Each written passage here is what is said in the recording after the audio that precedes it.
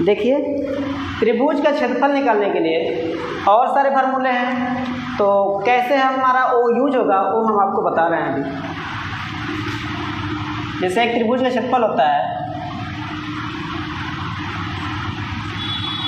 त्रिभुज का एक क्षेत्रफल होता है, सबसे जो बेसिक क्षेत्रफल है 1/2 आधार पूरे ऊंचाई होता है। आधार बेस इंटू हाइट, आधार 1/2 बेस इंटू हाइट होता है। अब यहाँ से और भी क्षेत्रफल निकालने का और भी है फार्मूला, जैसे 1/2 AB साइन थीटा, इससे भी हमारा किसी भी त्रिभुज का क्षेत्रफल निकलता है। और आगे आपको पता ही है कौन सा होता है, यही होता है यस माइनस ए, जो हमने अभी भी सीखा, यस माइनस बी और यस माइनस सी, इसको हमने अभी सीखा है। देखिए दोस्त, अगर यहाँ से देखें तो जो त्रिभुज का 1/2 गुणे आधार गुणे ऊंचाई, अगर कोई भी ऐसा त्रिभुज हो, जैसे देखिए अगर आधार और उसकी ऊंचाई अगर दिया है तो डायरेक्ट हम इसी फार्मूले पर रखेंगे और उस त्रिभुज का हमको क्षेत्रफल निकल जाएगा।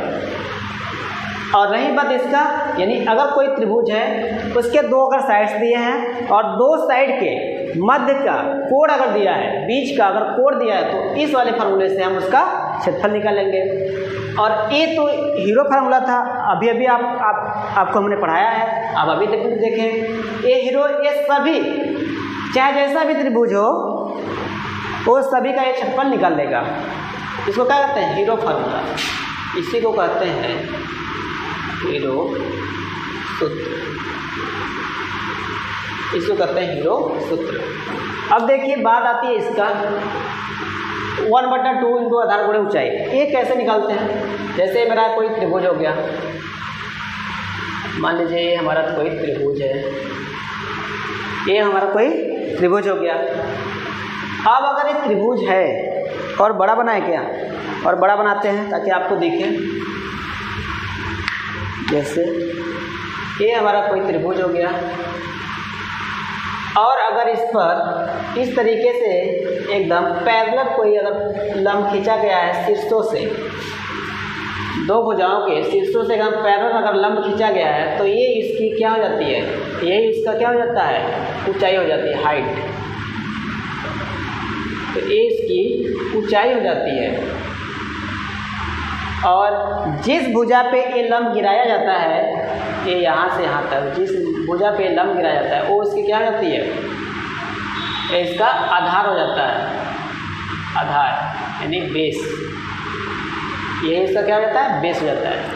तो अगर ऊंचाई दे दिया, मान लीजिए ऊंचाई हमारा 10 है और बेस जो ऊंचाई हमारा 8 है और बेस आपका आधार जो है 10 अगर सेंटीमीटर है, तो त्रिभुज का क्षेत्रफल आप कैसे निकालेंगे, तो इसी फार्मूले से आप निकालेंगे 1/2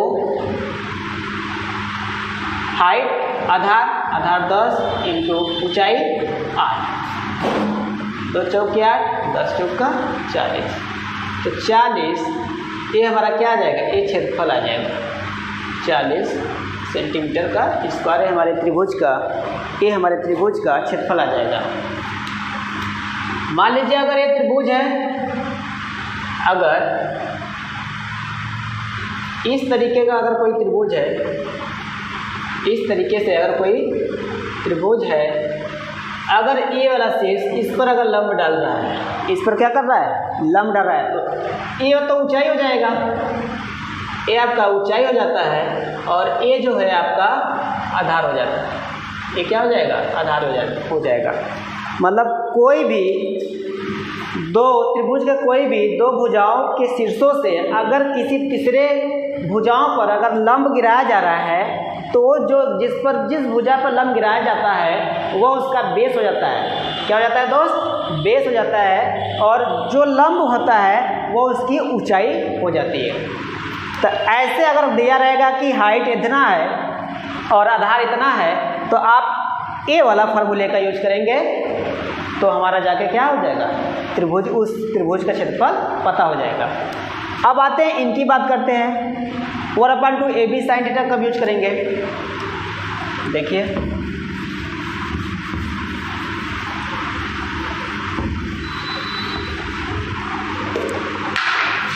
अब 1/2 AB sin थीटा, देखिए A अगर ऐसा है, कोई त्रिभुज है, इनका मान A है, इनका मान B है, इनका मान A है, इनका मान B है, और यहाँ पे कुछ हमारा ठीक ठाक एंगल अगर दे रखा है,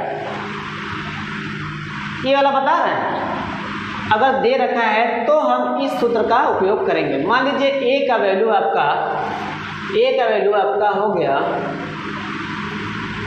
मान लीजिए A का वैल्यू दे दिया 12, B का वैल्यू दे दिया 15, इनका वैल्यू 12 है, इनका वैल्यू 15, और इनका बीच के जो कोण है वो मान लीजिए 30 डिग्री है। कितना है, 30 डिग्री।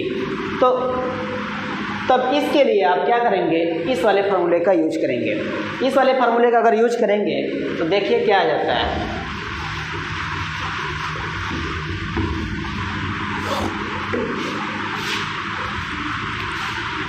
तो इसको सॉल्व करिए।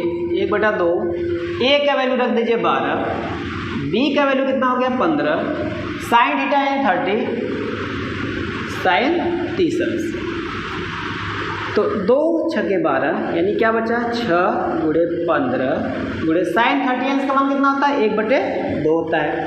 2 तिया 6, तो 15 तिया क्या हो गया 45, जो भी अगर सेंटीमीटर में तो सेंटीमीटर, मीटर में तो मीटर, तो वर्ग हमारा मान लीजिए मीटर में था, वर्ग मीटर हमारा क्या हो जाएगा, ये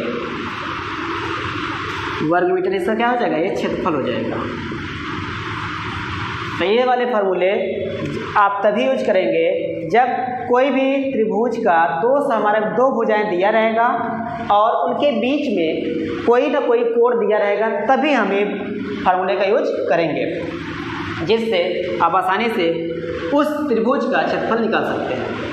आगे बढ़ते हैं दोस्त। पूछता है कि आगे जब आप पढ़ेंगे या कॉम्पिटिटिव एग्जाम में बार बार ऐसा पूछता है